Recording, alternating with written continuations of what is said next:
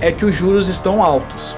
E de fato, a gente tem uma taxa Selic que está em patamares muito maiores do que estava pré-pandemia. Poucos investimentos dão a rentabilidade que o retorno que um investimento de energia solar tem, mas quantos a gente pegar nos últimos 10 anos, o Brasil não cresceu nos últimos 10 anos, mais uma década perdida, ele vai ter uma surpresa muito negativa. Então isso aconteceu com quem pegou financiamento pós-fixado em 2020 de qualquer coisa, e quem pegou de solar, ele falou, cara, nossa, a minha parcela de financiamento ficou muito mais caro. Pré-fixada, compare o valor da parcela, vê qual parcela fica mais barata. Tem muita coisa que às vezes não está clara para o integrador no contrato, para o cliente final no contrato, mas se ele olha a CET e olha o valor da parcela e faz a comparação através desses dois parâmetros, ele consegue ver qual financiamento é mais vantajoso para o cliente ou não.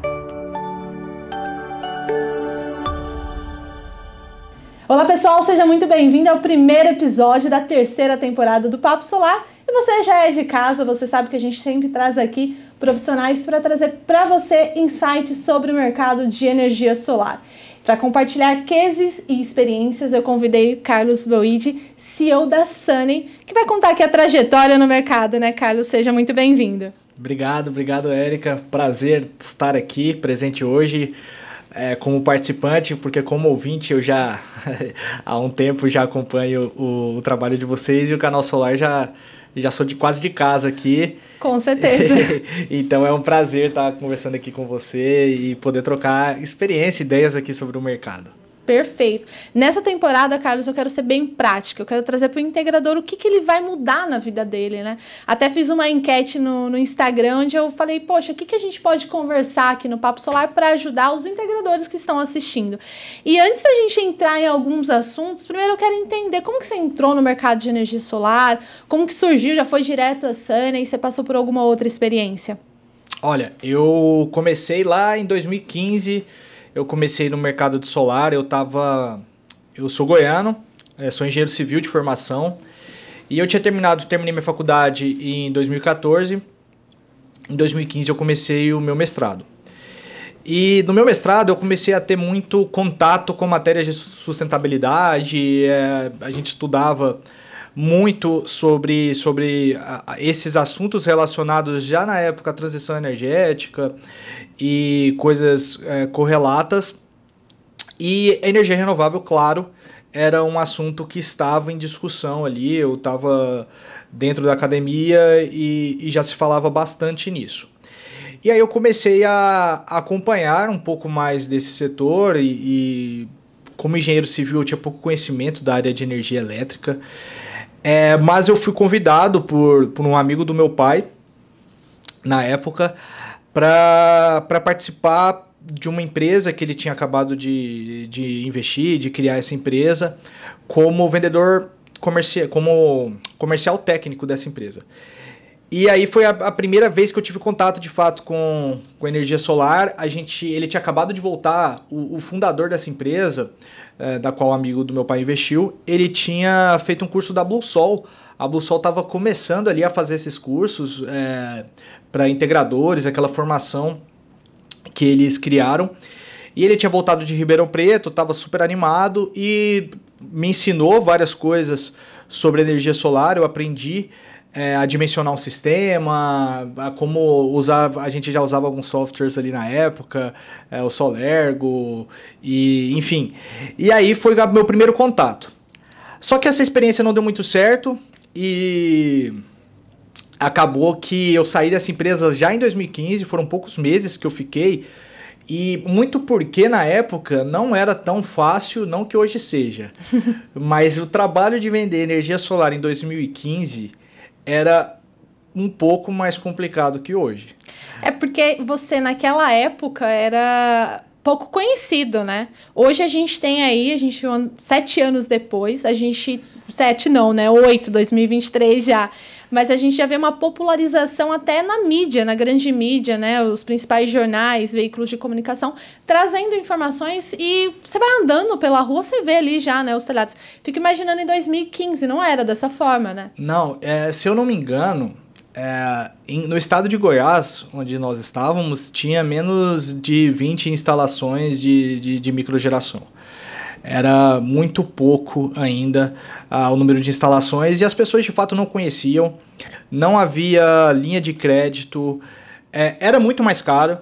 Isso, eu lembro até o primeiro projeto, logo em seguida que eu saio dessa empresa, eu, junto com 2 colegas, o Pedro Boide, meu irmão, e o Gilson Brasil, a gente começou uma empresa em Goiânia chamada Do Sol. O Gilson tinha feito intercâmbio na Alemanha, tinha tido contato com essa tecnologia.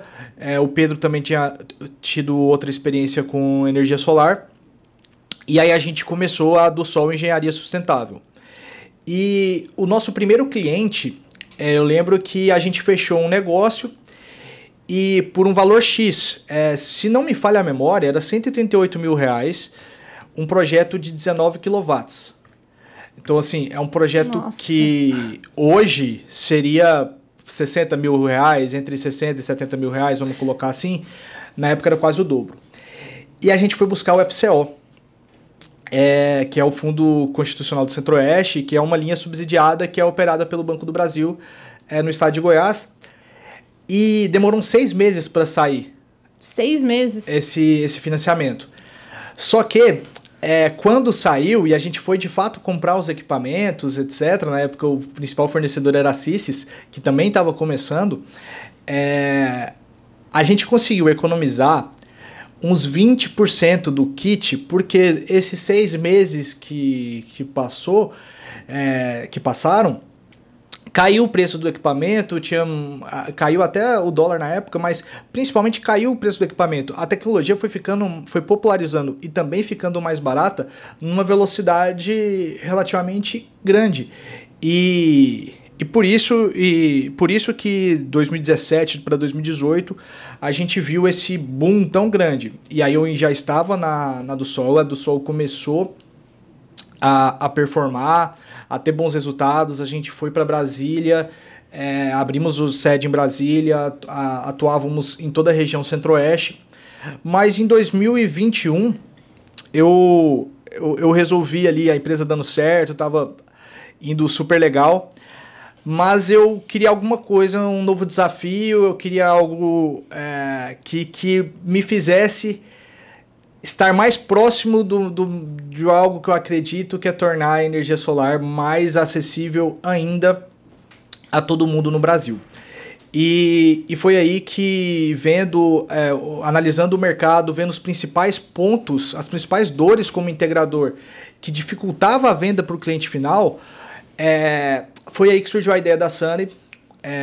E aí eu vendo minha participação na Do Sol, que hoje se chama Yellowt, e crio a Sunny, foi isso em julho de 2021, e desde então estamos nessa luta diária, que é criar uma startup no Brasil, que é estar no segmento financeiro e principalmente tentar fazer crédito barato num contexto que tudo joga contra, parece.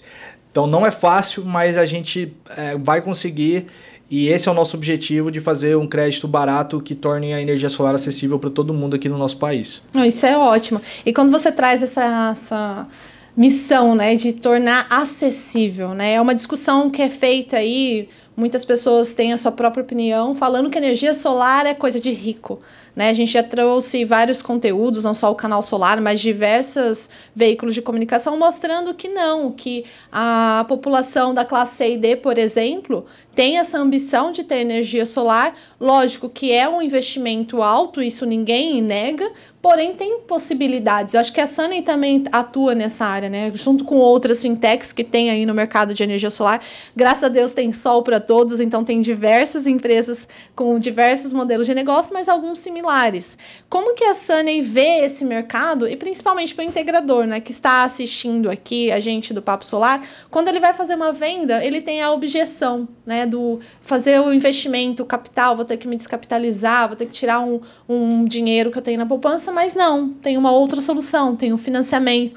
Como que ele pode engajar o consumidor final a entender essa parte da importância do financiamento na hora de adquirir um kit fotovoltaico, instalar na sua casa, no seu comércio?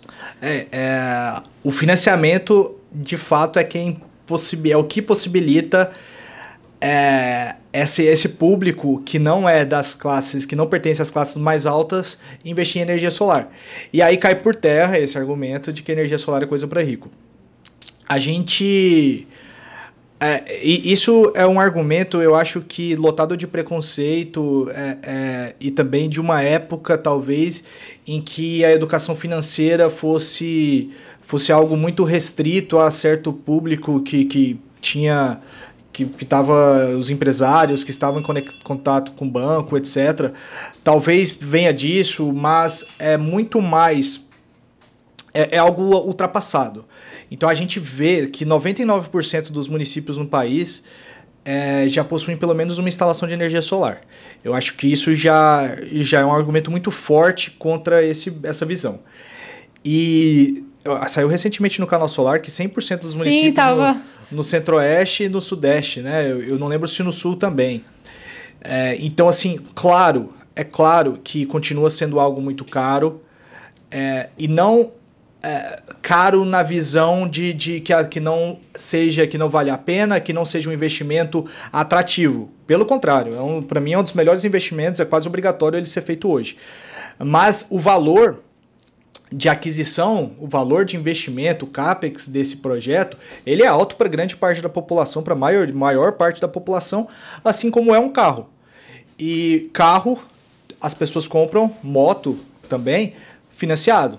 Isso permite com que essas pessoas façam esse investimento e consigam ter esse bem. Energia solar é a mesma coisa. Então, o financiamento vai possibilitar isso, que essas pessoas invistam em energia solar e tenham o retorno desse investimento, que é a economia de energia que eles esperam. E tem porém, aí você fez uma comparação, né, quando eu faço um financiamento, leasing, né, de carro, moto, né, meu pai sempre fala, tirou o carro da concessionária, você perdeu ali 10%, né, 5% do valor. Na energia solar não é assim, porque você faz o investimento, tem ali o payback, teve algumas mudanças trazidas pela 14300, a gente vai falar sobre isso também, mas assim, a energia solar é um investimento a longo prazo. Porque vai chegar um momento que você não vai fazer o pagamento daquela energia que você vai gastar. Você vai conseguir fazer a compensação de crédito. Lógico que tem ali uma tarifação, né, em cima do FIOB, que todo mundo já tem... É a grande discussão do momento, né? Lei 14.300, mas ao mesmo tempo a tarifa de energia só sobe. Então, ao mesmo tempo que a gente pensa, poxa, vou ter que tirar esse dinheiro, vou ter que investir, já pensa lá no futuro. 5, 6 anos, imagina quanto que não vai estar a tarifa de energia, né? De energia elétrica. E aí a gente já vê outras possibilidades também. O Mercado Livre sendo aberto, a gente consegue fazer essa compra. Então, o integrador ou o empresário tem a sua usina, ele vai conseguir participar desse mercado. Então, é muito interessante isso, só fazendo uma adenda ali, que não é tão quanto um carro, né? É algo melhor até. Sim, com certeza. Assim, tirando o caso que o carro é instrumento de trabalho, ele não pode ser considerado investimento. O que eu dei o exemplo que possibilita a compra. Sim. Mas são coisas totalmente diferentes. O carro, de fato, você tira da concessionária, ele perde 20% de valor e vai depreciando numa velocidade muito mais alta do que o sistema de energia solar, que a depreciação desse sistema, isso é uma coisa que o integrador ele tem que considerar quando ele vai fazer o estudo de viabilidade do seu projeto, tem que deixar claro para o cliente, e eu acho que a gente do mercado faz esse trabalho muito bem, os integradores fazem esse trabalho bem, que 25 anos de vida útil, mais ou menos isso, então há uma depreciação desse ativo, claro, mas o retorno nesse tempo, e também o tempo que você precisa para ter o retorno desse investimento, ele é muito curto em relação a todo esse retorno que ele vai dar durante a vida útil. E aí, falando sobre objeção, eu acho que são esses pontos que a gente está falando aqui, que a gente está colocando, que conseguem contornar as principais objeções do cliente final. Se fala muito em ser caro, e aí a gente colocando essa visão de investimento e que você vai ter um retorno sobre isso e que durante algum tempo você paga, mas depois você deixa de pagar o seu sistema solar, o seu financiamento solar e também deixa de pagar a conta de energia, pegando isso já é uma objeção, já contorna essa objeção do ser caro. E isso também é uma coisa que antigamente tinha mais. Eu acho que hoje em dia, cada vez mais as pessoas... E a gente tem pesquisa sobre isso, né? O Canal Solar também divulgou recentemente. Eu vou usar o Canal Solar como minha fonte aqui o tempo todo. O Canal Solar divulgou recentemente a quantidade de pessoas de brasileiros que querem investir em energia solar. Algum tempo atrás, a gente estava falando de 2015, se fizesse essa pesquisa, as pessoas iam perguntar o que é isso. Então, outra objeção que existe, depois que essa foi vencida de ser caro, é que os juros estão altos. E, de fato, a gente tem uma taxa Selic que está em patamares muito maiores do que estava pré-pandemia ou até antes disso. Mas isso é um fato. A gente tem que jogar o jogo com as regras que nós temos, no que está aqui. Então, a taxa Selic é essa, mas o investimento feito nesse momento, ele vai propiciar uma economia imediata que, muito provavelmente, ela vai ser maior do que você economizaria esperando a taxa de juros baixar para investir no sistema solar. Até porque a gente não tem uma previsibilidade se a taxa Selic vai subir, vai diminuir. Então, enquanto a gente fica pensando no futuro, já garante, até por outros motivos, né, tentando aproveitar aí a janela de oportunidade até o meio do ano da 14.300, que a gente já tem as regras definidas, né, ainda há muito o que se falar depois desse período. E aí, mesmo tendo a taxa de juros, você pode até fazer uma comparação com outros investimentos, né, para verificar o retorno que você vai ter ao longo aí do ano ou dos anos com o sistema de energia solar. Com certeza, essa é a questão. Se você comparar com outros investimentos, poucos investimentos dão a rentabilidade que o retorno que um investimento de energia solar tem. A TIR, que um projeto de geração distribuída, ela oferece com a segurança que esse projeto traz. Então, hoje, se você investir em outro ativo de renda variável, ele tem uma volatilidade grande, tem momentos que vão estar bons, momentos que vão estar ruins.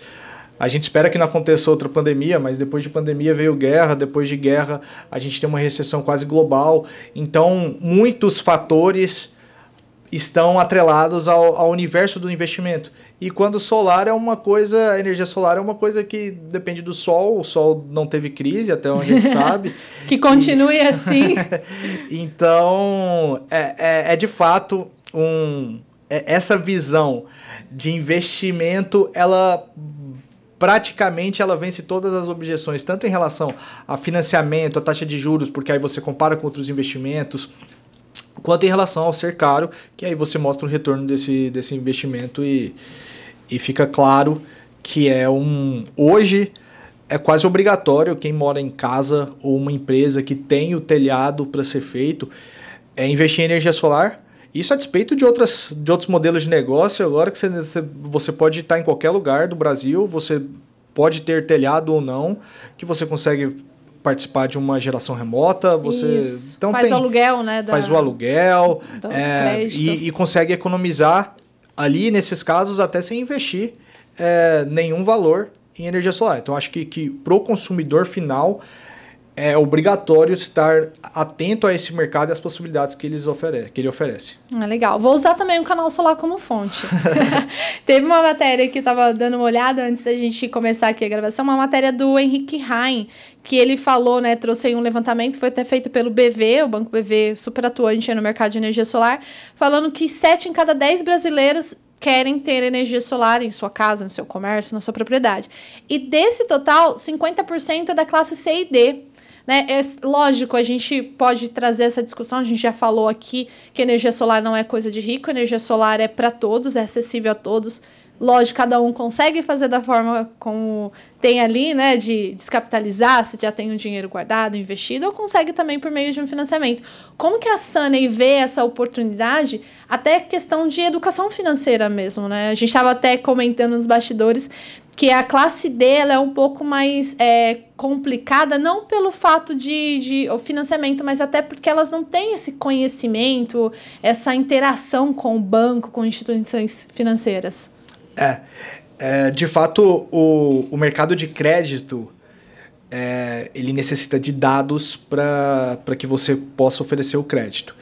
Então, quando há uma subbancarização do consumidor final, é difícil para fintechs, e ali você falou do BV, que tem o Meu Financiamento Solar, a Sunny, existem outras empresas que investem em tecnologia para fazer o financiamento de forma rápida e sem burocracia. Então, para essas soluções, a gente precisa que esse cliente ele esteja, de alguma forma, interagindo com o sistema financeiro. Então, seja via cartão de crédito, via o próprio internet banking, bancos em si. E existe ainda no Brasil parte da população que é subbancarizada ou até desbancarizada. Então isso hoje é um entrave para essa parte. Mas quando isso não acontece, quando o cliente final ele tem banco, ele utiliza o cartão, etc., é importante sim esse trabalho até do integrador com o seu cliente, de uma educação financeira, para que esse cliente entenda mais como funciona o mercado de crédito, o que é importante para a gente ver. Então a gente precisa ver faturamento na empresa, a gente precisa ver a receita, a renda da pessoa física. Então, quando você não emite uma nota fiscal, por exemplo, você está deixando de declarar para o mundo bancário que você teve aquela receita. Isso dificulta, claro, a obtenção de crédito. Você não... Histórico, levantamento, não tem como Não obter. tem como. Então, se você tem várias contas ali, tem uma vida financeira toda bagunçada, recebe um pouco na conta, um pouco na outra, tem vários cartões de crédito, esquece de pagar o cartão de crédito, isso também vai te prejudicando o seu score de crédito. É uma coisa muito interessante quando a gente fala de score, Carlos. Para quem tá assistindo, você é integrador, se tiver sua dúvida, já coloca aqui de baixo. Essa parte de score, como que a gente explica para o cliente? Porque, lógico, a gente tem aqui o Nubank, né? A gente comentou aqui outros bancos, mas o Nubank foi disruptivo nessa parte, né? De deixar todo mundo com a possibilidade de ter um banco na palma da mão, não precisa ir numa agência, aquela coisa burocrática. Como que eu explico para um cliente, um consumidor final, esse conceito de score? Né? Para quem pensando nessa classe que não tem tanta educação financeira, não tem o conhecimento de como funciona o mundo das finanças. Score é um cálculo que se faz, é o resultado de um cálculo de risco, na verdade de probabilidade daquele cliente pagar ou não uma dívida. Então é avaliado ali a capacidade de pagamento em curto prazo desse cliente em dívidas. E quais são as premissas desse cálculo? É o histórico. Então o score nada mais é do que você olhar o passado para prever o futuro. Certo. E então, se você é um bom pagador, que significa bom pagador? Você paga suas contas em dia, você não atrasa os boletos, etc. Você paga, às vezes paga até adiantado. Essa é uma dúvida que muita gente fala. Pagar adiantado ajuda no score? Sim, sim. Existem vários ajuda birôs, agora? Existem vários birôs de crédito.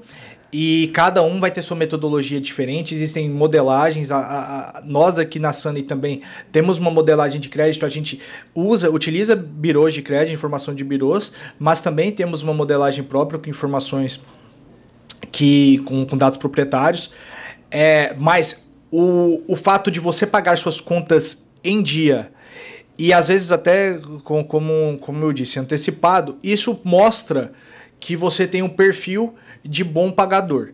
Então,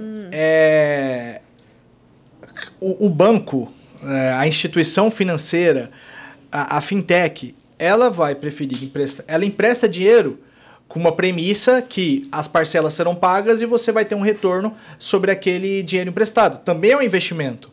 É um investimento que se faz numa dívida que vai dar o retorno em juros. Então você espera ter esse retorno. Então, quando a pessoa é um bom pagador, é uma boa pagadora, a probabilidade que isso aconteça é maior. Como fazer para aumentar score? Essa é uma pergunta difícil, mas ao mesmo tempo não existe segredo. Não tem a ver com renda, para começar. Existe a possibilidade... Isso é um mito, então, né? Porque muita gente fala, poxa, o maior número de receita que eu tenho vai impactar ali o score que vai ser oferecido na hora que eu vou fazer um cadastro numa empresa, numa loja. Não, o score, ele via de regra, ele não tem a ver apenas com a renda e não está diretamente relacionado à renda.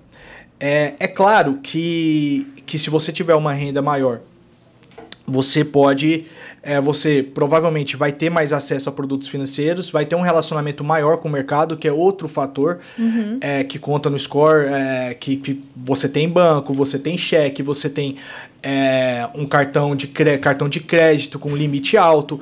Então isso tudo configura produtos de crédito que você contrata com o mercado, e quando você utiliza bem esses produtos, o seu relacionamento com o mercado é bom, o seu perfil de pagador é bom, seu score é mais alto. Mas a renda, ela está mais atrelada a quanto eu posso te emprestar. Entendi. Do que se eu posso te emprestar ou não. Então, a gente tem pessoas que têm uma renda baixa, mas que paga todas as contas em dia. Nunca deixou de pagar uma conta de energia, uma conta de água, nunca deixou de pagar nenhuma conta. Essa pessoa vai ter o score alto. Certo. Mas ela não vai poder pegar uma parcela de 20 mil reais por mês, sendo que a renda dela é de 2 mil, porque não é compatível com a renda essa parcela. Então, o score, ele vai dar um direcionamento pra gente, mas ele não é o único fator na hora de determinar o sim ou não de um financiamento. Então, tem que ver a capacidade também de pagamento dessa pessoa daquela parcela. O quanto ela pode comprometer da sua renda dentro daquele financiamento, que não prejudique sua vida financeira e, enfim, e ela consiga fazer esse pagamento. Essa é outra questão também, o comprometimento de renda. Tem uma porcentagem que não pode ser comprometida na hora de você fazer um financiamento, né? Isso aí vai de instituição para instituição também. Até a gente utiliza uma lógica aqui na Sunny, e isso no mercado de solar, a gente está tentando desmistificar isso, que aquele financiamento de energia solar, ele não vai apenas comprometer a renda da pessoa no valor da parcela. Porque ela está fazendo investimento, então ela está comprometendo aquela renda, aquela parte da renda dela com o financiamento, mas ela está economizando outra parte da conta de energia que pode ser transferida aqui. Então a exposição dela é menor que a parcela. E muitas vezes, naquele cenário ideal que a gente espera chegar um dia, que você troca a conta de energia pela parcela de financiamento, isso com o Selic mais baixo, isso torna mais viável e mais próximo. Então vamos torcer para essa taxa de juros abaixar. Amém. Tem a ver com inflação, etc. Mas quando houver essa troca de fato de conta de energia por financiamento, essa pessoa não vai ter nenhum novo comprometimento de renda.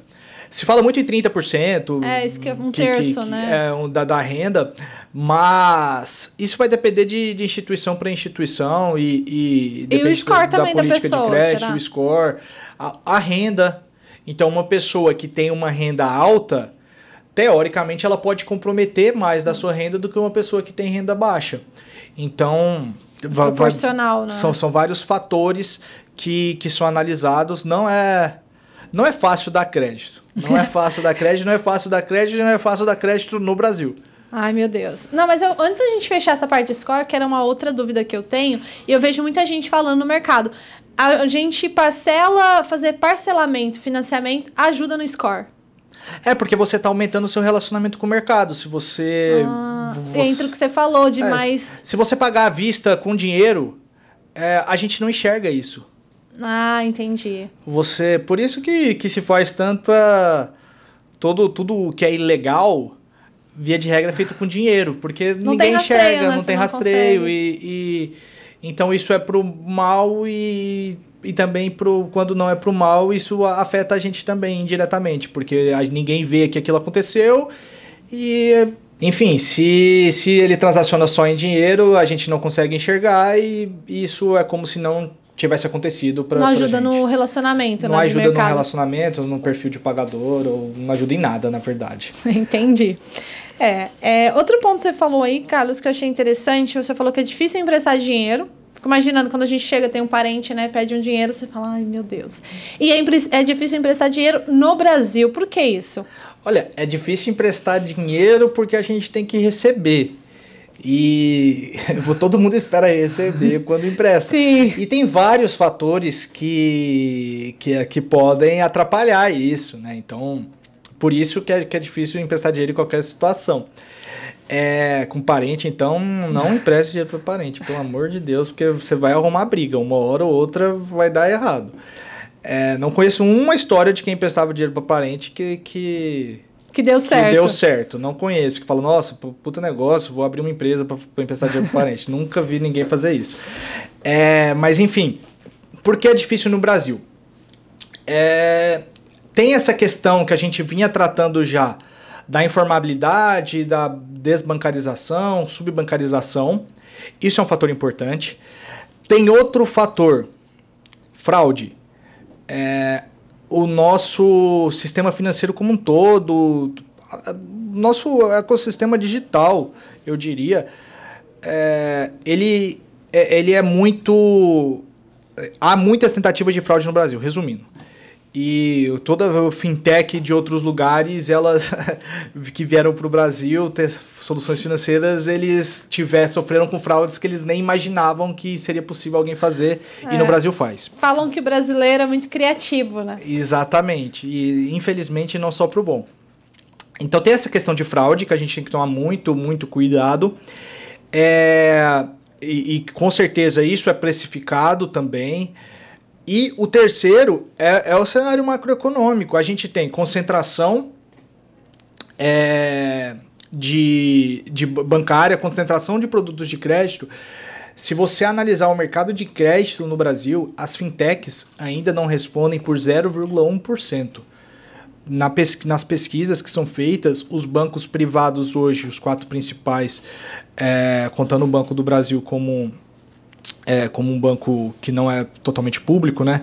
Então, os 4 principais, Banco do Brasil, Bradesco, Santander e Itaú, não nessa ordem, eles são os principais provedores de crédito no Brasil, e as fintechs juntas, somadas, elas não chegam a 0,1%. É muito pouco a participação ainda de fintechs, o volume de crédito que as fintechs, apesar de ser grande. Quando a gente vê de fora, a gente vê hoje grandes players de crédito, vem à cabeça aqui Acreditas, mas o próprio Nubank hoje já tem produtos de crédito, o Banco Inter, mesma coisa.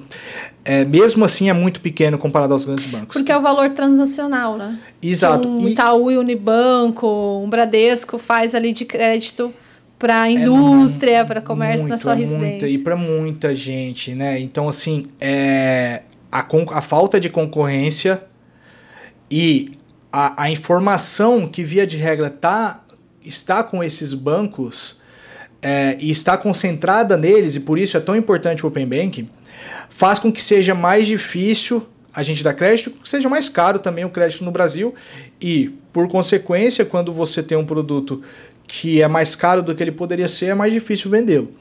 Então, tem essa questão. E a questão da taxa de juros, a gente vai emprestar dinheiro hoje. Eu imagino quem emprestava dinheiro, quem fazia financiamento de longo prazo antes da pandemia, contando com uma taxa Selic X, com uma inflação Y, e tudo foi multiplicado por 10, de um dia para o outro. E aí foi um cenário global, não vem ao caso. Não, foi bem atípico também, né? São fatores externos. Mas quantos a gente pegar nos últimos 10 anos, o Brasil não cresceu nos últimos 10 anos, mais uma década perdida. E quantos altos e baixos nós tivemos de taxa de juros, de inflação. Então, infelizmente, não é um cenário estável e previsível como são outros mercados. E por isso, quando a gente tem a relação dívida PIB, ou na verdade, o quanto de produtos de crédito em relação ao PIB de países, o Brasil está muito abaixo de países desenvolvidos, como Estados Unidos, países onde, né, países europeus, países onde os juros são baixos, e você acaba tendo uma circulação desse tipo de operação muito maior que aqui. E como que você vê o ano de 2023? Sei que a gente está aqui no começo, governo novo, né? Tem algumas políticas que estão sendo pensadas a parte da reforma tributária, se vai acontecer.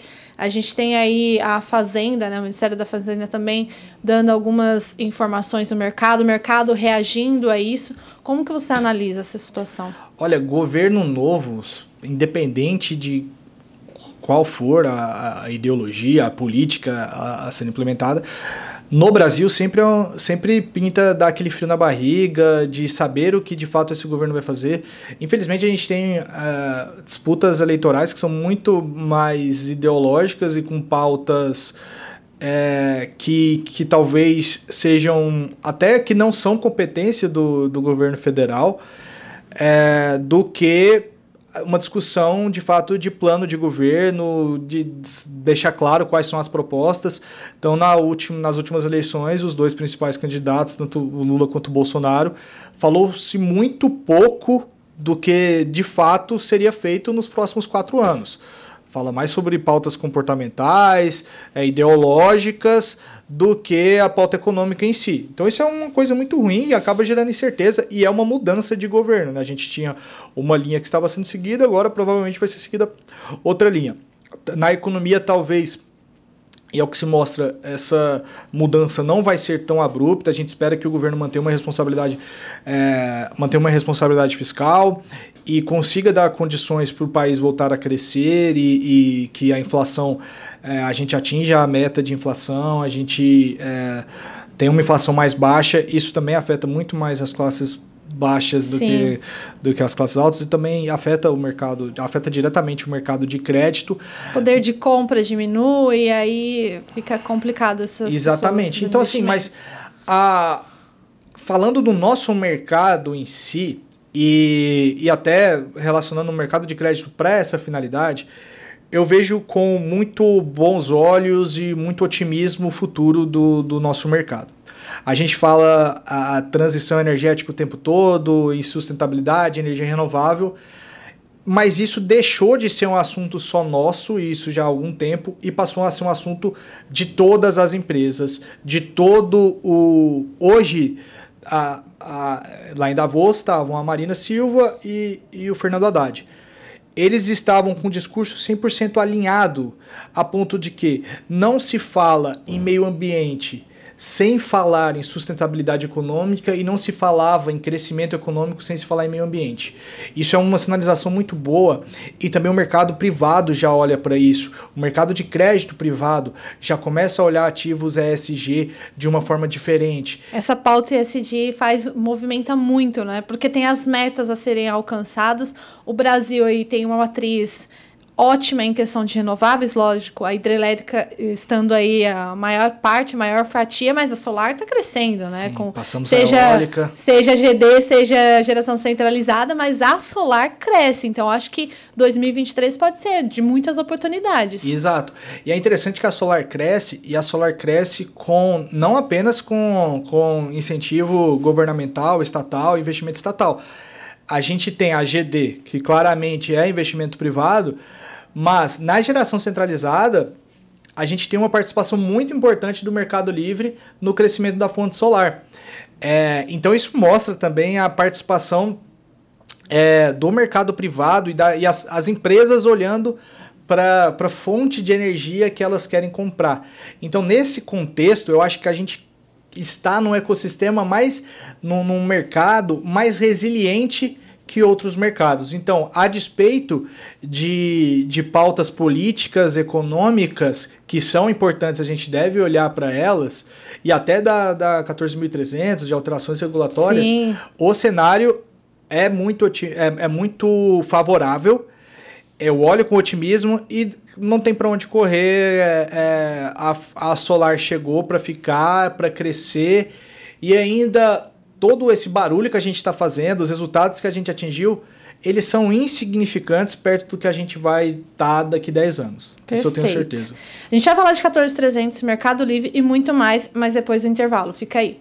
Os projetos de microgeração, como a gente bem sabe, são aqueles projetos com potência instalada de até 75 kW, né? E abrangem aí, geralmente, os projetos residenciais, comerciais, industriais de pequeno porte, rurais e outras aplicações. Neste curso, nós fazemos um embasamento teórico conceitual bastante forte de todos os assuntos, né, que envolvem desde a escolha dos equipamentos, desde a avaliação das instalações do cliente. Fazemos também uma passagem da regulamentação e das leis que abrangem esses projetos de microgeração, passamos pelas normas técnicas e finalizamos com vários cases, né, com vários projetos reais que foram executados. São mais de 7 projetos reais que estarão disponíveis para vocês estudarem e adquirirem o conhecimento sobre esses projetos. Além de trazermos toda a documentação, todos os itens necessários para se homologar esses projetos nas concessionárias de energia. Espero que vocês tenham uma ótima experiência nesse curso. Revisem sempre, né? Voltem aí para revisar os materiais, revisar as aulas, né? Apliquem isso no dia a dia de vocês, apliquem nos projetos de vocês, que eu tenho certeza absoluta que os seus projetos serão um sucesso. Fala pessoal, voltando do intervalo, a gente vai falar ainda sobre mercado. A gente estava falando aqui nos bastidores e eu quero trazer para vocês. Carlos, a gente estava falando sobre as diferenciais que as fintechs possuem, né? Que é a respeito do pré, do pós. Explica pra gente essa parte de juros, né? O pessoal quer muito saber qual é o índice que vai ficar atrelado também, como que a gente tem uma previsibilidade para o consumidor final. O que nós, fintechs, que estamos trazendo inovação para o mercado, a gente tenta fazer corrigir e tirar todas as fricções que existem num processo de financiamento. E o integrador já sabe bem como é burocrático pegar o financiamento num banco tradicional. Então, esse é o papel nosso nesse mercado, é fazer com que o financiamento saia, mas saia de forma rápida, sem milhares de exigências documentais, coisas que muitas vezes o cliente nem tem em mãos, tem que recorrer a um cartório, que 2023 a gente ainda fala em cartório, mas infelizmente existe. E acaba tornando, além de burocrático, caro, porque tem as custas ali que são inerentes a esse processo. Então, a gente consegue trazer toda essa agilidade, essa ausência de burocracia ali, uma falta boa nesse caso, e também alguns pontos que são importantes serem observados. Aí você falou ali do pré, pós-fixado. A gente tem que, quando olhar um financiamento, a gente sempre tem que considerar todos os fatores ali, todas as características daquela dívida que a gente está tomando. Financiamento é uma dívida e nem sempre estar endividado é ruim. Então, é uma dívida para fazer um investimento, é uma dívida boa. O financiamento solar, uma dívida, de novo, que todo mundo deveria ter. Só entrar no site da Sunny e falar com o seu integrador, se você for cliente final, que você consegue. Mas, olhar se essa taxa de juros ela é pós ou pré-fixada. O que isso significa? Qual a diferença, né? A taxa pré-fixada, você vai tomar o financiamento, você vai ter aquela parcela lá de R$800 por mês, e essa parcela, se a depender do modo de financiamento também, mas via de regra no financiamento solar, essa parcela vai ser fixa. Na Sunny, a primeira parcela é R$800, a última parcela é R$800, todas as parcelas são iguais. Tem a previsibilidade. Tem total previsibilidade, você consegue saber o quanto você vai comprometer do orçamento. E além disso, a conta de energia vai ficando mais cara, você vai economizando cada vez, aquele custo daquela parcela vai ficando menor ali, o custo de oportunidade desse investimento. E quando você tem uma taxa pós-fixada, ela é indexada em algum indicador. E via de regra é indicador de inflação ou indicador de taxa de juros, que é a Selic. Então é o IPCA, é o IGPM, o IGPM mais ligado ao mercado imobiliário, né? Você estava contando aqui que... eu tô até dando risada aqui, né? Porque eu comprei em 2020 um apartamento, que é o apartamento que eu moro hoje, coisa mais linda, a gente reformou, deixou coisa mais linda. Comecei pagando, vou abrir aqui, né? Comecei pagando 1.800. Aí eu fui ver o contrato lá em IGPM. Hoje eu tô quase na casa dos 3K. Então é complicado, né? É bom ler ali as entrelinhas, até explicar, né? O agente imobiliário no momento, não sei se agiu de má fé ou foi uma coisa que para quem vende é algo tão corriqueiro que às vezes não precisa desse detalhe, né? Eu penso, enquanto jornalista, quando eu vou passar a informação, a gente sempre vai nos detalhes. Mas para quem tá ali no mercado, tá vendendo, pô, a pessoa já pressupõe que ela entende já de IGPM, de IPCA, atrelado e tudo mais. E não é sempre assim, né? Até olha eu, né? Que eu sempre dou uma lida, caí nisso. E aí, para não cair, estou com processo judicial agora, mas é bem importante entender esses índices. Você pode explicar aqui pra gente? Claro. Eu vou até dar um exemplo recente, que chegou um cliente pra gente com uma proposta, um integrador chegou pra gente. O cliente dele tinha 2 propostas de financiamento. Ele levou a Sunny para o integrador e para o cliente final, desculpa. E o cliente final também trouxe um banco que ele estava orçando. E acontece que o integrador chegou para mim e falou: olha, Carlos, essa taxa de juros está muito mais baixa que a de vocês. Você vê o que você consegue fazer aí para a gente? E assim, a gente não tem um tratamento tão pessoal, a gente não consegue mudar a cada pessoa mudar a taxa de juros, né? É sistema isso, né? Já é sistema, o sistema aqui atrelado ao fundo de investimentos, tem todo um arcabouço até regulatório por trás que a gente tem que respeitar. E a política de crédito da empresa, etc. Mas aí, quando eu fui olhar esses juros que estavam muito mais baratos, eles estavam atrelados ao IPCA, então era uma taxa de juros, por exemplo, 1,3% mais o IPCA. Ou seja, as parcelas, ela começa em R$800, como foi o seu exemplo aí de R$1.800, Sim. E elas vão sendo corrigidas com o índice da inflação, com esse índice que é determinado nessa taxa pós-fixada. Ou seja, de qualquer forma ela vai aumentar. E caso aconteça, e aí a gente volta naquele assunto do risco Brasil, do cenário incerto, caso aconteça algo que faça com que esse índice ele saia do normal, do esperado, que no Brasil nem dá para falar em normal e esperado, a gente não espera nada, caso isso fuja daquele pré-calculado pelo cliente, ele vai ter uma surpresa muito negativa. Então isso aconteceu com quem pegou financiamento pós-fixado em 2020 de qualquer coisa. E quem pegou de solar, ele falou, cara, nossa, a minha parcela de financiamento ficou muito mais caro. Então tem que se observar isso, se o financiamento é pós ou pré-fixado. Tem que se observar a CET. Então muita gente olha para a taxa de juros. A taxa de juros de tal banco está mais barata que outra coisa. E a gente tem que entender que as fintechs, por exemplo, elas não são instituições financeiras, não são bancos, bancões.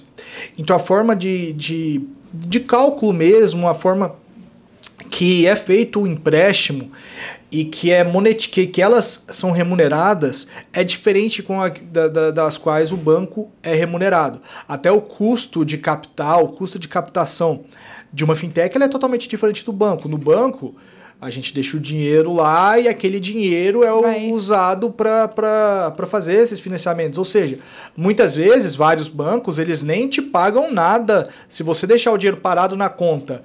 Ele não fica rendendo e o banco está usando aquele dinheiro. Ou então ele te coloca num produto muito ruim, que não te paga nem CDI, paga 80% do CDI ali, uma poupança que paga menos que isso, te bota num produto muito ruim, e aí ele consegue usar aquele dinheiro e tal. Então ele tem um modelo de remuneração muito diferente. E o que isso significa para o cliente final, para o integrador? Não olhe apenas aquela taxa de juros, olhe o custo efetivo total, a CET. Compare custo efetivo total de um financiamento com outro financiamento. Pré-fixada, compare o valor da parcela, vê qual parcela fica mais barata, qual parcela está mais barata e qual parcela está mais cara. Tem muita coisa que às vezes não está clara para o integrador no contrato, para o cliente final no contrato, mas se ele olha a CET e olha o valor da parcela e faz a comparação através desses dois parâmetros, ele consegue ver qual financiamento é mais vantajoso para o cliente ou não. Ele não, nas entrelinhas ali, nas linhas miúdas, elas não conseguem esconder ali o final, que é o valor da parcela e a CET. E claro, lembrando, tomar cuidado com essa questão de ser pós ou pré-fixado, não confundir, não comparar maçã com banana. Pós-fixado, você está suscetível a correções dos índices inflacionários e a volatilidade. Pré-fixado, você está tomando uma dívida que você sabe exatamente o que vai acontecer. Pode ser que o pós-fixado seja mais vantajoso? Pode. Se a inflação for baixa, até for menor que a prevista, pode ser que seja muito mais vantajoso no fim do dia, ao final do financiamento, você ter pego aquele financiamento pós-fixado. Mas pode ser que não. Eu diria que, se a gente pegar os últimos anos, quase sempre foi melhor pegar pré-fixado do que pós-fixado. Para quem investe, Carlos, fazendo aqui uma comparação, me corrija se eu estiver errada, tá? O pré-fixado é basicamente fazer um investimento em renda fixa. Que eu tenho ali, eu compro um Tesouro 30 e eu já sei exatamente qual que vai ser a minha rentabilidade. E já o pós-fixado é aquele investimento de risco, né? Que é médio a alto risco. Que eu fico totalmente vulnerável às mudanças no mercado. Alta do dólar, inflação, políticas governamentais, políticas fiscais. É isso. É mais ou menos isso. Só para deixar claro aqui, a renda fixa, os dois poderiam, se caso fosse investimento, os dois seriam considerados renda fixa, porque a renda fixa, ela, na verdade, você já tem ali na largada quais são as premissas de retorno desse investimento. Tá então, certo. quando você tem, seu retorno vai ser tanto mais o IPCA, isso não deixa de ser uma renda fixa. Um investimento em renda fixa. A questão ele tem mais risco do que o pré-fixado. O pré-fixado você já está contratando aquilo e você sabe exatamente o que você vai pagar. O pós-fixado você pode ter surpresas positivas ou negativas, a maior parte das vezes negativas, então é muito importante ficar de olho. Até porque o financiamento solar, via de regra, você pega de longo prazo, você não pega de curto prazo. E a gente brinca, mas não é brincadeira, quando a gente olha no mercado financeiro, que é quase impossível saber taxa de juros e preço do dólar para o ano seguinte. Exatamente. Então, você está exposto a esse cenário macroeconômico e pode ser muitas vezes desfavorável a essa dívida. E estou pensando aqui, né, uma dos pontos que os integradores falam, que o consumidor final recebe diversas propostas, né? Quando ele procura, ele sempre vai buscar ali 3 no mínimo, né? A gente sempre pega 3 para fazer a comparação. Aí vai entrar preço, vai entrar qualidade do sistema, tempo de entrega, reputação da empresa. E muitos integradores, até a gente abriu uma caixa de enquete, eu abri no meu Instagram pessoal, que eu falei, gente, o que vocês querem saber aí que relaciona ao mercado, objeções, vendas? Tiveram várias. Eu vou falar agora a primeira delas. Como fazer uma argumentação, uma persuasão na hora que o cliente final vem e fala, olha, recebi essas 3 propostas e a sua tá mais cara. Eu acho que até essa parte de financiamento que você falou, o CET, que é o custo efetivo total, é um ponto interessante para a gente argumentar, né? Para mostrar, de repente, colocar na mesa e falar, o meu tá mais alto, mas olha a diferença que tem aqui. É isso. Exatamente. E olha, tem que tomar cuidado aqui na Sunny, a gente não paga comissão pro integrador, pro distribuidor, a gente não cobra a mais do cliente final nem nada além do financiamento. O que significa isso? Muitas vezes, 2 integradores têm propostas de preço diferentes. Sim.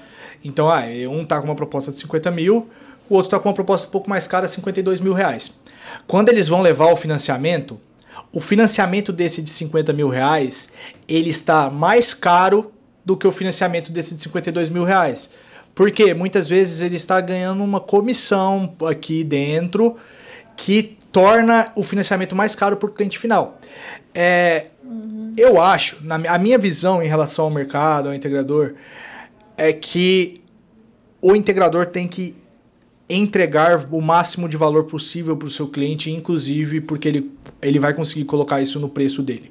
Então é mostrar credibilidade, é mostrar o histórico, a validação social conta muito nesse mercado.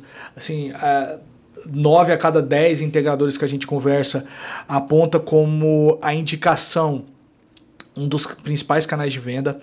E na hora de falar financiamento, você conseguir esclarecer todos os pontos que a gente falou aqui ao longo da nossa conversa, você deixar isso claro, você dar a segurança para o consumidor final, que ele está fazendo é um investimento que você tem o domínio e soube indicá-lo um bom investimento, uma boa solução, isso pode fazer muita diferença. E, ali, na hora de comparar com o seu concorrente, ensina a comparar banana com banana e maçã com maçã. Muitas vezes, esses erros que a gente está falando aqui, de comparar pós com pré, de comparar até número de parcelas diferentes, isso acontece, ele é cometido pelo cliente final. E ele acha que está comprando uma coisa e leva outra. Essa questão ali do comissionamento, eu não sou contra, é uma política da Sunny não fazer isso.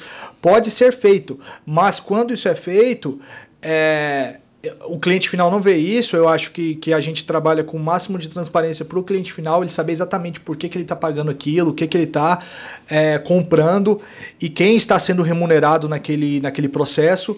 O integrador, na minha visão, tem que ganhar na venda do sistema solar. Esse é o principal, é o produto dele. Enfim, então, nesse cenário, você ser um conselheiro, um consultor do seu cliente faz com que você consiga comprar, elevar seu preço, você cobre um prêmio por esse serviço. Sim, porque você está entregando, não é preço, né? É o que você falou, você está entregando valor. Então, quando você é transparente, você gera confiança, né? Quando você deixa bem claro ali, olha, o meu preço é esse por conta desse. O próprio consumidor final vai fazer a sua própria avaliação, vai pegar ali as duas propostas, não vai comparar a banana com maçã e vai ver qual que é a melhor rentabilidade para ele. Em questão de ele ter segurança de uma empresa, o que você falou, reputação hoje. Para mim, como consumidora, quando eu vou fazer uma compra, eu vejo o preço, mas eu acho que eu vejo bem mais a reputação. Para ver se aquele serviço as pessoas estão falando bem, se tem um suporte técnico, não só que a gente fala no mercado, não tem aquela prática de vender o sistema. Você não vende um sistema, né? Você vende uma economia. E essa economia vai ser percebida ali 100% a partir do segundo mês. Então, tem que ter um acompanhamento do próprio consumidor final, até para você ter outros modelos de negócio dentro da sua empresa, que é a parte de operação, manutenção, revisão de sistema. Pós-venda, né? O pós-venda, né? Que muita gente, infelizmente, deixa um pouco de lado, focando só em venda, mas assim como também tem uma boa parcela do mercado que reconhece a importância do pós-venda, que ele gera mais venda, e está fidelizando seus clientes. Agora, outro ponto que eu queria comentar com você, a gente falou da 14300, mas a gente não falou ditamente aqui qual que é o impacto dela. Como que você viu o começo, né, do ano de 2023? Eu estava de férias, eu voltei de férias dia 9 de janeiro, mas a gente não se desliga totalmente, né? Fiquei ali acompanhando. E a sensação que eu tive que uma porcentagem, não sei se... Não foi a maioria, mas uma porcentagem estava confiante no projeto, né? O 2703 ali do Celso Russomano, que foi bem legal pela parte ali da Comissão do Consumidor, mas não veio, né? Veio o recesso antes, foi aprovado o projeto na Câmara, né? A gente até é legal vocês entenderem a tramitação, né? O projeto era na Câmara, precisava precisava ser aprovado pela Câmara, mas sempre um projeto de lei tem que passar pelas 2 casas legislativas que formam o Congresso. Então, a Câmara, Casa Senado, junto com o Congresso Nacional, não conseguiu formar, porque o Senado não fez a votação. A gente acompanhou aí, teve pedido de vista, de retirada de pauta. Não aconteceu. Veio dia 9 de janeiro. Eu estava aqui e muita gente estava em dúvida. Tinha até empresa, a gente tem relato de empresa que parou a primeira semana ali, do dia, nem dia 1º, né, mas a primeira semana efetiva de janeiro, para fazer treinamento, né, para como que a gente vai vender agora, né? Como que foi lá na Sunny? Para começar, a gente não teve férias, né, porque final do ano até o dia 7, dia 6 ali, que foi essa primeira semana de janeiro, foi uma loucura para a gente conseguir, a gente deixando para os 45 do segundo tempo ali, a gente conseguir liberar o financiamento para que ele começasse o projeto, etc. Então, assim, foi bem corrido e eu acho que a gente está vendo agora um pouco de um efeito Black Friday, né? Depois da Black Friday, ninguém quer comprar nada porque está tudo caro. Então, a gente espera tanto por uma data que depois que ela passa... dá aquela calmaria. E de fato, a gente vai conseguir ver isso em dados daqui a algum tempo no portal no BI da ANEEL. Temos o nosso BI também, acho que a gente vai falar depois. Sim. Que a gente vai conseguir enxergar essa queda de sistemas homologados que houve nesse começo de ano. Que está havendo, né? Ainda estamos vivendo isso. E eu recebi também bastante feedback de integrador que, comparando janeiro com janeiro, foi muito diferente o janeiro do ano passado para o janeiro desse ano. Eu acho que a imprensa ela trabalhou de forma de uma comunicação muito, talvez, inadequada ou até em certas partes agressiva, fazendo meio que um terrorismo ali para o investimento em solar, a ponto de que o consumidor final achou que não ia valer mais a pena investir em energia solar. A gente vai conversar com algumas pessoas, começaram a taxar o sol, né? Não vale mais a pena, o que vai acontecer com esse mercado, enfim. E sendo que, gente... mudou, claro, mudou. A gente tem que se preparar, tem que estudar. Tem muita gente fazendo conteúdo bom sobre isso. O canal Solar tá, além de fazer conteúdo, está noticiando os novos acontecimentos, fazendo um webinar, e a gente tem que se capacitar para essa nova realidade. Mas continua sendo um investimento muito atrativo do ponto de vista do investidor, do mercado financeiro. Continua olhando com muito bons olhos para esse mercado, porque sabe que pode haver esse momento aí de depressão do mercado, digamos assim, mas que vai voltar. Eu acredito que o mês de fevereiro já vai ser um mês muito bom. Janeiro é um mês ruim, a gente teve isso, a mudança da tarifação do Fio B, mas janeiro já é um mês mais devagar no Brasil como um todo. A gente tem mudança de governo que a gente estava falando antes, então são muitos fatores que fizeram com que esse mês fosse um pouco mais devagar mesmo. Então o integrador não fique desesperado achando que tudo é por conta da 14.300, meu cliente não vai voltar. Vai voltar. A gente ouve muito barulho por causa dessa alteração, então teve esse efeito Black Friday, mas também tem outros fatores e acho que o mês de fevereiro, o mês de março, as coisas vão voltar ao normal.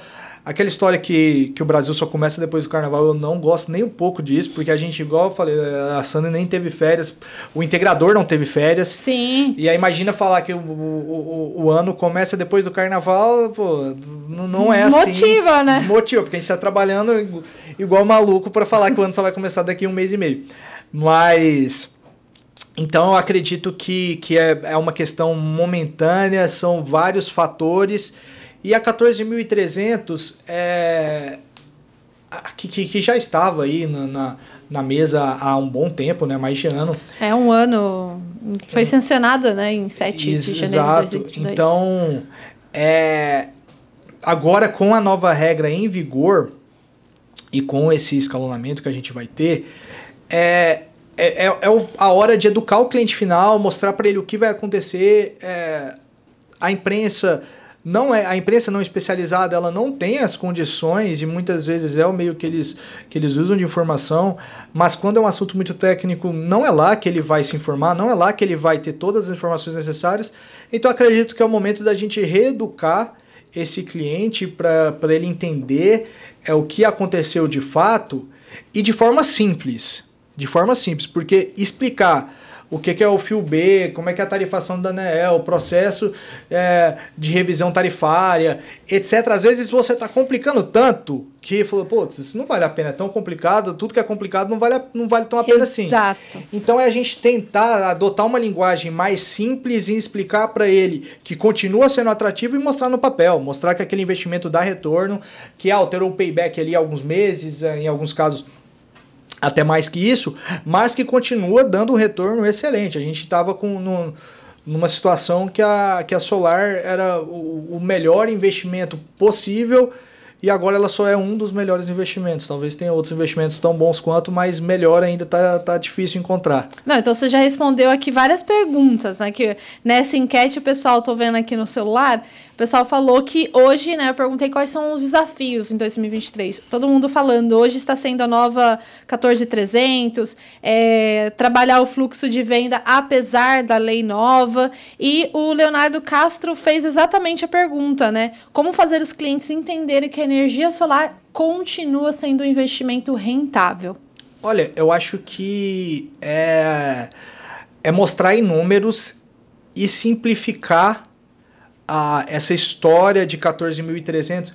Acho que no Brasil a gente tem um histórico de mudanças não favoráveis ao consumidor, né? Então, sempre que a gente vê uma mudança, a gente já fica com o pé atrás. Nossa, o que foi feito dessa vez? E quando fala imposto, a gente paga tanto imposto. Aí quando usa o termo taxação, a gente lembra de imposto e já acha que é alguma coisa ruim, ninguém quer pagar mais imposto. Então esses erros conceituais que muitas vezes foram propagados pela imprensa, e aí eu não estou falando mal da imprensa, eu acho que ela joga luz ao ponto, mas ela não é especializada a ponto de falar daquilo, então ela usa uma linguagem que simplifica para o leitor. Mas a gente tem que tomar cuidado com as palavras que a gente vai usar e explicar que de fato não é um imposto, não é uma taxação, que no primeiro momento isso é muito pequeno, tem lugares que não atinge 2 centavos, é muito pequeno. Eu falo nesse primeiro semestre de 2023, sim. Agora a gente tem que ir atualizando a todo momento. Mas mostrar para esse cliente de fato qual é o impacto que acontece agora, como vai ser essa transição, e aí usar boas ferramentas, o canal Solar. Muito recentemente fez um webinar. A gente fez um aulão da 14300, professor Bernardo. Teve uma planilha. A planilha disponibilizada. Então, e tudo eu mais. acho que a gente tem muita ferramenta disponível no mercado, nos canais especializados. A gente tem também bastante gente fazendo conteúdo legal no Instagram sobre a 14.300, divulgando outras planilhas que a gente recebe em grupos ali de WhatsApp. Mostrar para o cliente ele quer ter segurança do investimento que ele está fazendo, porque não é pequeno. Pensa que para muitas famílias ele está deixando de fazer outros investimentos, ele está deixando de fazer uma viagem esse ano. A gente estava falando das classes C e D, às vezes famílias abrem mão de algumas coisas no presente por causa desse investimento. Então ele quer ter segurança que aquilo vai ter retorno. É nosso papel mostrar, como a gente fez muito bem até então, mostrar que aquilo vai dar retorno. Então acho que assim, essa insegurança ela surge porque é algo novo para a gente apresentar para o cliente final. Uhum. Mas a minha dica, a minha visão é simplificar. Quando eu falo sobre esse tema, eu tento falar que mudou, mas eu não tento usar muita linguagem legal, técnica, e ser o mais simples possível. para o cliente final e mostrar no papel que aquilo continua funcionando. Tá. Passando aqui para o encerramento, eu queria terminar dando aí a possibilidade de você falar da plataforma que a Sunny desenvolveu, né? Tem aí disponível para o mercado, que é justamente os dados da BI. Estou aberto aqui, a gente vai colocar depois o link aqui para o pessoal também acessar, tem que fazer um cadastro e tudo mais para acessar. Mas eu queria que você desse um resumo aqui, né? Fazendo um convite para o pessoal acessar.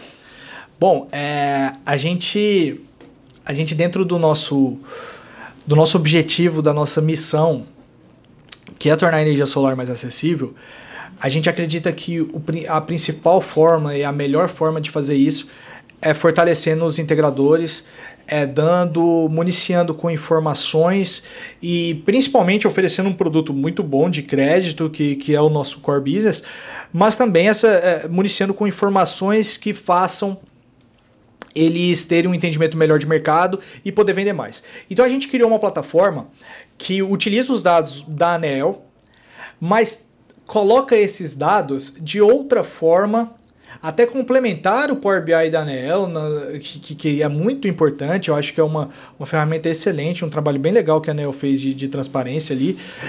Mas a gente traz uma apresentação diferente, uma nova visão sobre esses dados, que pode entregar para o integrador uma inteligência ali comercial, uma inteligência de mercado. A gente fala, além dos dados de potência instalada por ano, e aí a gente consegue trazer dados bem legais, a gente consegue trazer dados de pessoa física, potência instalada para pessoa física, potência instalada para pessoa jurídica, fazer essa separação entre pessoa física e pessoa jurídica, potência média por estado, por classe de consumo, e isso pode, por cidade também, isso pode dar uma visão bem interessante para o integrador, para ele criar, para municiar, para ser ali um input do seu planejamento estratégico, do seu plano de marketing, do seu plano comercial. Então, a gente tenta trazer dados para fortalecer o planejamento desse integrador, para dar mais munição para ele atuar no mercado, e isso é bem fácil de acessar esses dados ali. A gente vai deixar o link aqui no vídeo, né, Érica? E vocês conseguem acessar aqui, é bem simples. E eu acho que a melhor forma de usar esse BI é junto com a plataforma Sunny. Você utiliza o BI para desenhar sua estratégia de crédito, para desenhar sua estratégia comercial, chegar no cliente final e na hora de dar o crédito, oferecer o financiamento, já oferece o financiamento Sunny ali rápido. O cliente, para a gente finalizar, é só uma coisa que eu gosto de falar para os nossos parceiros. Quando a gente está fazendo uma venda de energia solar, é um mercado muito concorrido. Sim. Então é difícil fazer o cliente final escolher você. Você tem que mostrar, a gente falou sobre isso agora há pouco ali, sobre a geração de valor, etc. E aí o cliente final te escolheu. Na parte do financiamento, o integrador ele tem que entregar mastigado, ele tem que entregar pronto. Olha aqui, tá aqui. E de forma fácil. Se você gerar outra complexidade, depois que você percorreu, você teve o seu CAC elevado, e aí você vai começar outro processo de venda para ele escolher o financiamento, você leva 10 soluções diferentes para o cara. O cara vai entrar no Google, vai pesquisar sobre cada uma, vai querer saber, etc, etc. E ali, gente, tempo é dinheiro. Vocês levem mastigadinho. Aqui a gente já solta uma simulação, já sai com um PDF, por exemplo, que você já consegue enviar para o WhatsApp do seu cliente. Vai ficar assim, seu cliente é ok, no outro dia já está começando o projeto dele. Então, não tornem a venda do financiamento uma nova venda depois que você já fez a venda do sistema. Porque perder negócio nessa altura do campeonato é desesperador, né? Perder negócio, fazer o negócio demorar. Não, é dinheiro jogado no lixo, jogar no lixo todo aquele investimento que você fez para chegar naquele cliente. E a gente sabe que o CAC de solar está cada vez mais alto.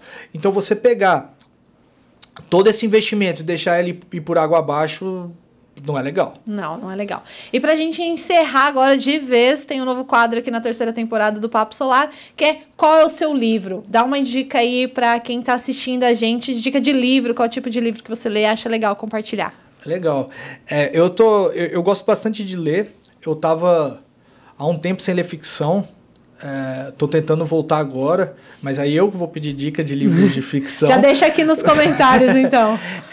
Mas, assim, eu tenho o meu livro favorito, que é do Nassim Nicholas Taleb. Eu gosto de quase tudo que ele escreve, mas O Cisne Negro é meu livro favorito dele. Eu acho que é uma leitura, assim, bem legal e que fala muito sobre vieses que nós temos na hora de analisar algumas situações e sobre o quão incerto pode ser, o quanto incerto pode ser não, o quanto incerto é o futuro, o quanto a gente não tem controle sobre as coisas que vão acontecer para frente.